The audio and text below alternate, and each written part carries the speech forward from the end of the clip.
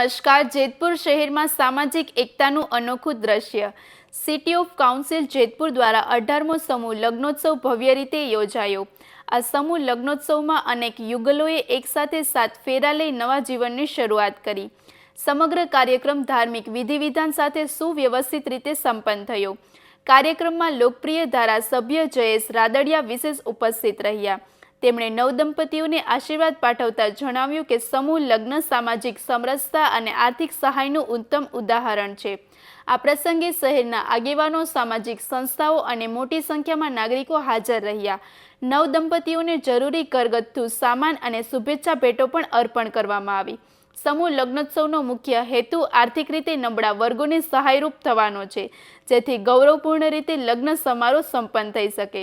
વધુ સમાચાર માટે જોડાયેલા રહો RP Gujarat news Rajkot. City council Jetpur વર્ષોથી આ સમૂહ લગ્નનું આયોજન કરતી આવી છે। અગાઉ વિઠ્ઠલભાઈનો સહયોગ મળતો હતો અને અત્યારે વર્તમાન ધારાસભ્ય જયેશભાઈ રાદડિયાનો સહયોગથી આ જે સમૂહ લગ્ન છે ખૂબ સારી રીતે સંપન્ન થાય છે। અહીંયા લગ્ન જીવન છે એ સહયોગથી અને સમજણથી આગળ વધતા હોય છે અને એની વિધિ કરવા માટે બહુ દેખાડો કરવાની જરૂર હોતી નથી, પરંતુ વર્તમાન સમયની અંદર સમાજના રિવાજોનો ભાર એટલો બધો પરિવારો ઉપર હોય છે કે લગ્ન પૂરા થઈ જાય એટલે પરિવાર ઉપર આર્થિક બોજો ખૂબ મોટો પડતો હોય છે।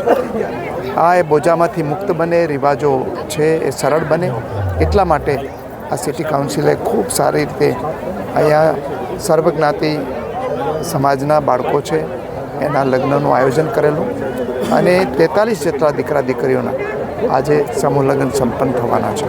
ત્યારે એ લગ્ન સમારંભની અંદર અહીંયા નવદંપતિને શુભકામનાઓ પાઠવવા માટે અહીંયાના જે મિત્રોના આમંત્રણથી અહીંયા આવ્યા હતા અને આજે ખૂબ સારી રીતે લગ્ન સંપન્ન થયા છે। Thank you sir.